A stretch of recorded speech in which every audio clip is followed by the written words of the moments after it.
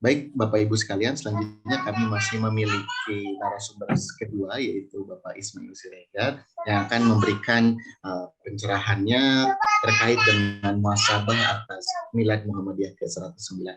Monggo kepada Bapak Ismail Siregar, kami persilakan. Assalamualaikum warahmatullahi wabarakatuh. Waalaikumsalam warahmatullahi wabarakatuh. Alhamdulillahirabbil alamin. Allahumma sholli wa sallim wa barik ala Muhammad wa ala alihi wa ashabihi ajmain. Bapak Ibu yang berbahagia, alhamdulillah bersyukur pada pagi ini berkesempatan untuk silaturahim dengan Bapak Ibu semua. Pas 2 hari setelah Milad Muhammadiyah ke-109. Terima kasih pada Ustadz Agus Sukoaca yang telah mengundang pada acara ini. Mudah-mudahan barokah dan bermanfaat bagi kita semua. Bapak, Ibu yang berbahagia, saya bersyukur bisa menjadi aktivis Muhammadiyah. Karena di Muhammadiyah ini saya bertemu dengan orang-orang soleh dan orang-orang pintar. Yang itu ya banyak sekali mempengaruhi saya untuk berbuat baik, ya terutama mencegah dari perbuatan-perbuatan yang mungkar. Nah, ini luar biasa. Kemudian dari beliau-beliau ini juga, dari teman-teman ini, dengan kita bisa belajar karena di Muhammadiyah banyak sekali orang-orang pintar. Itu yang pertama. Yang kedua, di Muhammadiyah ini egaliter.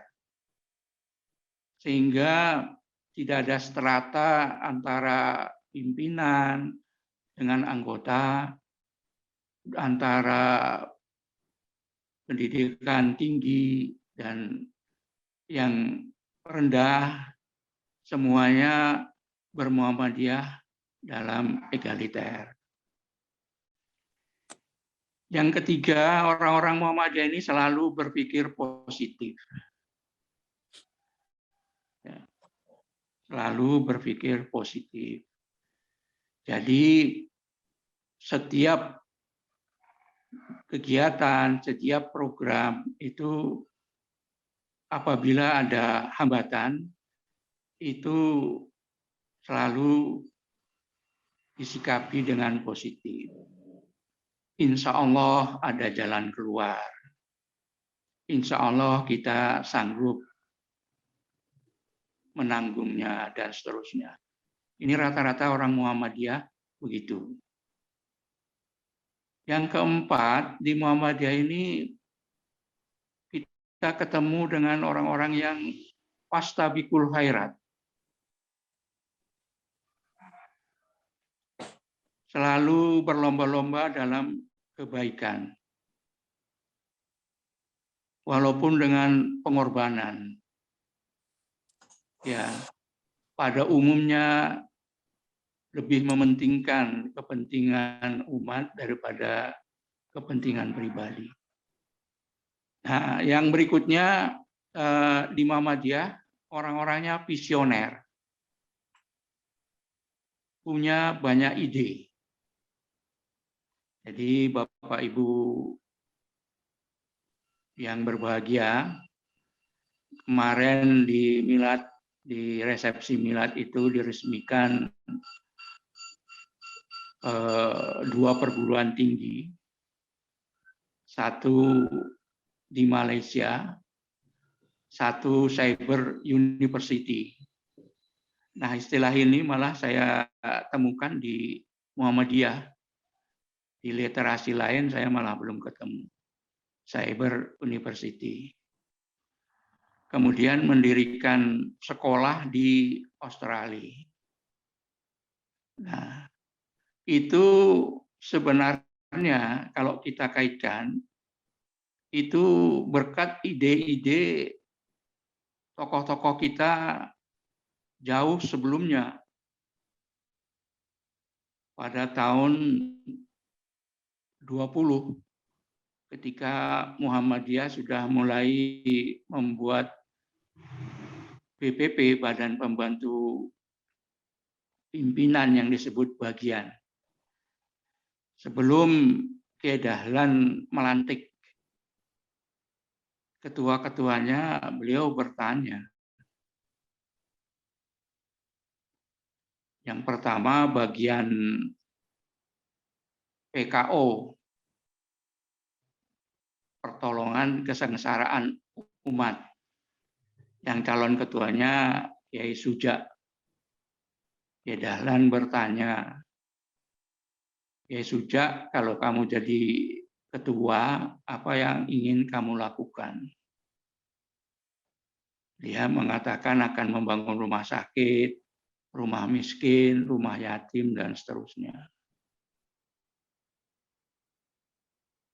Pada calon ketua sekolahan, bagian sekolahan, Kiai Hisam, Kiai Dahlan bertanya, apa yang akan dilakukan? Beliau menjawab, akan membangun universitas yang menghasilkan sarjana dan profesor yang Islami. Yang ketiga, Kiai Fahrudin yang calon ketua Majelis Tabligh ditanya apa yang akan dilakukan, akan menyebarkan Islam ke seluruh Hindia Belanda. Waktu itu Indonesia belum ada, ya. Dan yang terakhir Kiai Mukhtar, calon Majelis Pustaka. Apa yang dilakukan? Akan melakukan penerbitan, baik meneruskan Suara Muhammadiyah maupun menerbitkan buku-buku tentang tuntunan Islam. Itu tahun 20 kita sudah mempunyai tokoh-tokoh yang punya ide seperti itu, Bapak sekalian. Yang waktu itu yang jalan beraspal saja masih Jalan Malioboro, dan kalau kita lihat fotonya beraspal tapi masih banyak pohon rindangnya. Nah, ini yang membuat kita optimis, dan sampai sekarang ide-ide tersebut terwujud dan tambah ide-ide yang banyak lagi. Nah, ini Bapak-bapak sekalian, saya sangat bersyukur, sangat beruntung bisa menjadi bagian dari Muhammadiyah. Mudah-mudahan itu bisa kita rasakan semua, sehingga dalam bermuhammadiyah ini kita selalu bergembira. Pak AR ya sering mengatakan, yaitu bergembiralah kita bermuhammadiyah. Dan dulu waktu rumusan pertama itu tujuan Muhammadiyah adalah juga menggembirakan. Nah, Bapak-bapak sekalian,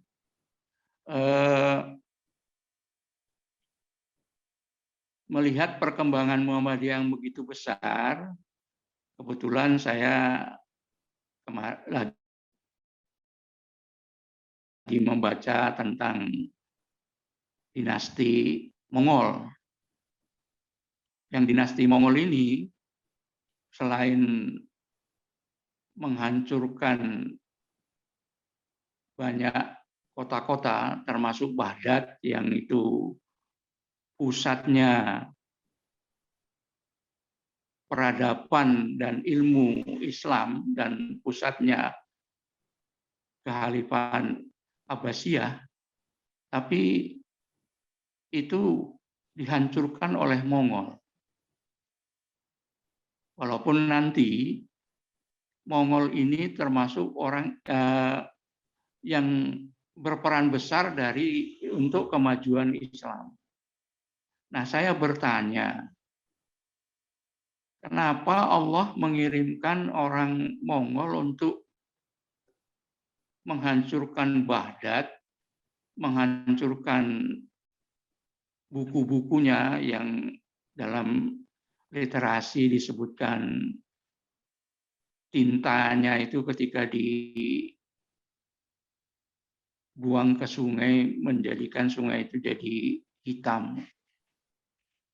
Allah mengirim Mongol untuk menghancurkan Baghdad, padahal Baghdad itu pusat dari peradaban Islam, pusat kekhalifahan.